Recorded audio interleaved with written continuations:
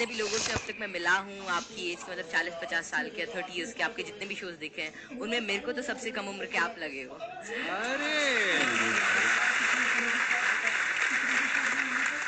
ये बताइए मेरे को कि आपकी ये शुरुआत कैसे हुई? जब मैं 5 साल का था तो मुझे लिखना पढ़ना कुछ नहीं आता था। फिर ऐसे ही था कि मैंने 10-15 दिन में ही मतलब लिखना पढ़ना like all the alphabets and everything I learn them.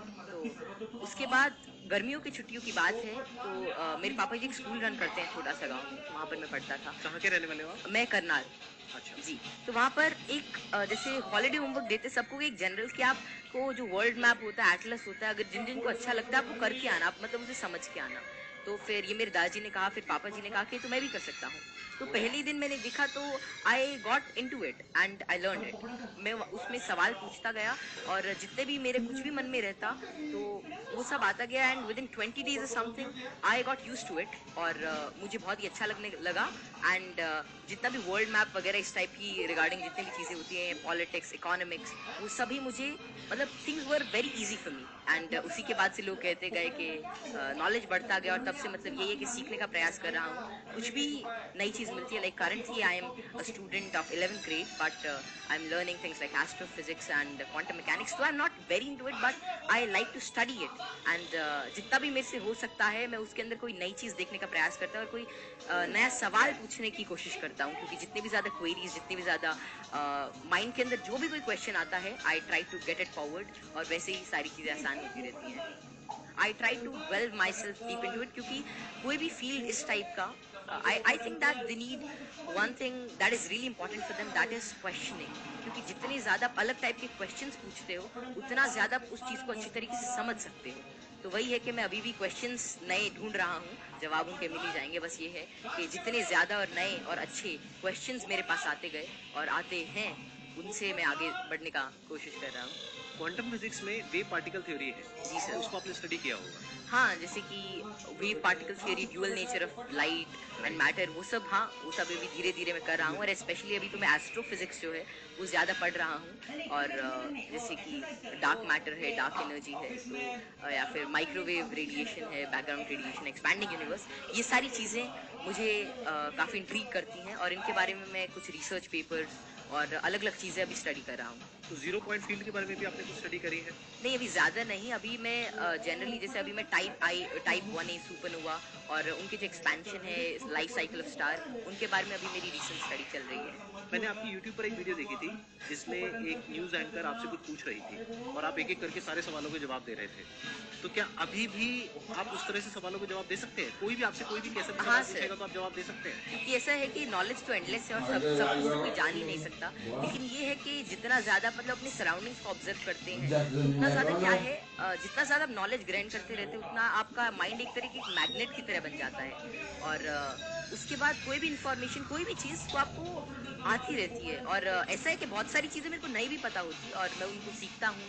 अगर मान लो कोई नई चीज़ मेरे को आज पता चलती है तो मैं उसे सीखूंगा और that would be like great for me. तो कोई भी चीज़ I always like to entertain and get new answers and new questions क्योंकि उसी से ही एक नया फील्ड एक नया पर्सपेक्टिव मेरे लिए ओपन हो जाता है।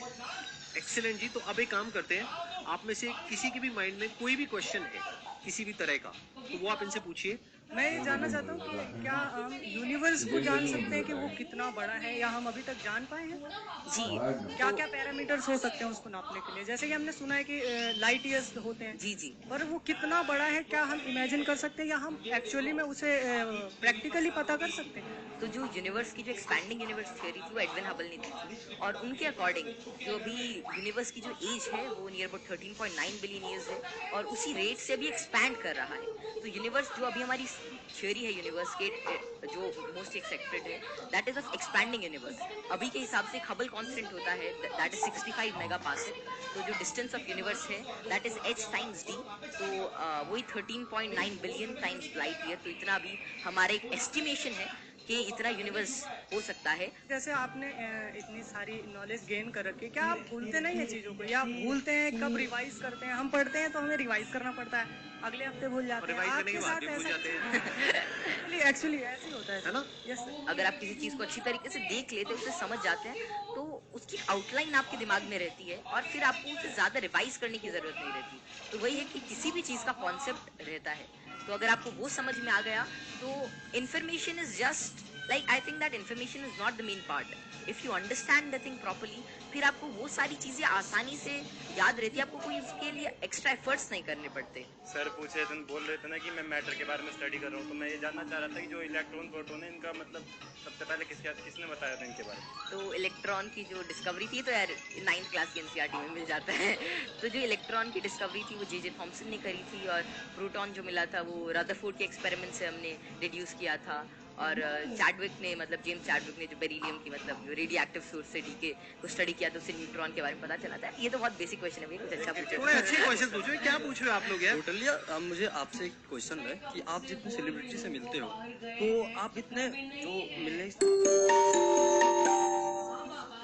आप जैसे संदीप सर से बात कर रहे हो और बड़े बड़े आप सेलिब्रिटी से मिले हो, तो आप किस तरह से इतना एक्सपीरियंस आप बात कर लेते हो किसी से?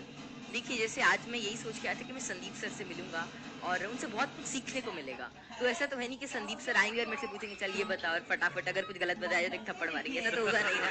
मतलब प्यार से बात करेंगे और अपना आशीर्वाद देंगे, कुछ अच्छा नई चीज शेयर करेंगे. तो वही है कि आप मतलब एक फ्री एंड पे रहें, और जहाँ पर भी आप मतलब अपने से आप सच जो है वो एक्सपेक्ट करें कि अगर मैं कहीं से सच बोल रहा हूँ तो थिंग्स वुड गेट ईजी, और make it easy in your brain.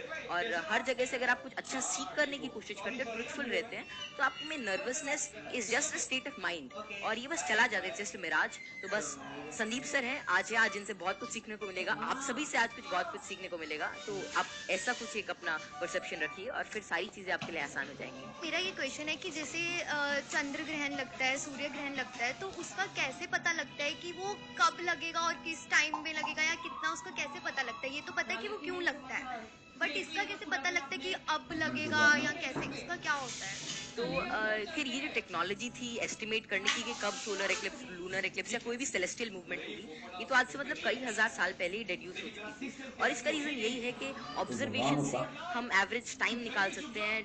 एक पैरेलैक्स एंगल आपने पढ़ा होगा कि उससे हम मतलब ये एवरेज स्पीड और एवरेज डिस्टेंस निकाल सकते हैं किसी भी चीज़ का, और उससे ही हम डिड्यूस कर सकते हैं कि कितना रेडियस है कि एक साल में इतना डिस्टेंस ट्रैवल करती है. फिर एपोजी पेरेजी केप्लर्स लॉ लगा के सेमी मेजर एक्सिस वगैरह निकाल के उससे हम उसका डिस्टेंस यूज कर सकते हैं, और फिर टाइम पीरियड से हम we can actually deduce it. और एक नई चीज़ लूनर एक्लिप्स वगैरह के बारे में ये है कि जैसे जैसे आजकल क्या है, जो due to tidal forces moon हमसे हर साल 3 सेंटीमीटर दूर जा रहा है. तो बहुत हजारों सालों बाद ऐसा होगा कि सन तो उतना ही रहेगा लेकिन चांद जो छोटा हो जाएगा. तो उसके बाद मतलब एक्लिप्स जो होगी वो जिससे आजकल टोटल होती है उतनी नहीं होगी. तो ये estimation it is done by using observation. और एस्ट्रोनॉमी एक ऐसा फील्ड है जो हजारों सालों तक ऑब्जर्वेशन से ही चला, और बहुत सारे पुराने साइंटिस्ट जैसे केपलर, गैलीली, आर्यभट्ट, जितने भी बड़े लोग थे जो पुराने ज़माने के, वे सभी ऑब्जर्व करते थे. उनकी ऑब्जर्वेटरीज होती थी कि कैसे कैसे जो हेवनली बॉडीज़ हैं ये इंटरैक्ट कर रही हैं, कैसे कैसे ट्रैवल कर रही हैं, इनमें क्या चेंजेस हैं, और उन्हीं सभी चेंजेस को एस्टिमेट करके उन सभी को देख के आज हमने मतलब ऐसी सारी टेक्नोलॉजी को रिड्यूस किया है कि जिससे हम कर सकते हैं, एस्टिमेट कर सकते हैं उनका टाइम पीरियड, उनका डिस्टेंस, और कैसे वे एक्ट करेंगे. एक्सीलेंट जी, big round of applause for him.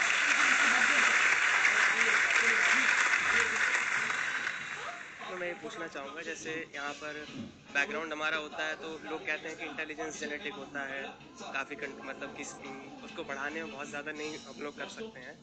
तो आपका इस पर क्या व्यू है कि इंटेलिजेंस, जैसे आईक्यू टेस्ट भी आप बार बार दोगे तो आपका आईक्यू का स्कोर बढ़ने लगेगा उसमें, तो आपका इसमें क्या कमेंट रहेगा कि इंटेलिजेंस के लिए आप क्या व्यू रखते हैं? ये ना बहुत इंटरेस्टिंग क्वेश्चन है जी सर. और मैं ये क्वेश्चन के आंसर से पहले एक बार, अगर आपके पेरेंट्स आए हुए हैं, आपके फादर हाँ, आए हुए हैं, पापा जी आए हुए हैं, मैं एक बार उनसे भी कुछ बात करना चाहूँगा. एक बार उनको माइक दीजिए. मैं आपसे ये जानना चाहूँगा कि आपके जो बेटे हैं, ये तो सबको पता है कि किस तरीके से चीज़ों को याद रखते हैं, किस तरह से एक्सप्रेस करते हैं. क्या आप भी इसी तरीके से चीज़ों को याद रख पाते हैं? पहले तो बहुत बहुत धन्यवाद जो आपने माइक दिया, और जो आपके आज